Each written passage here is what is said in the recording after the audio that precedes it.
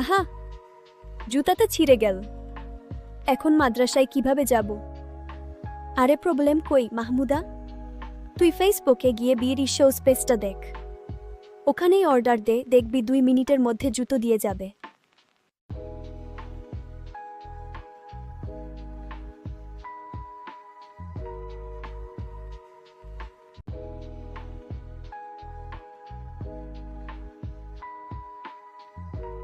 আহা, জুতাটা ছিঁড়ে গেল।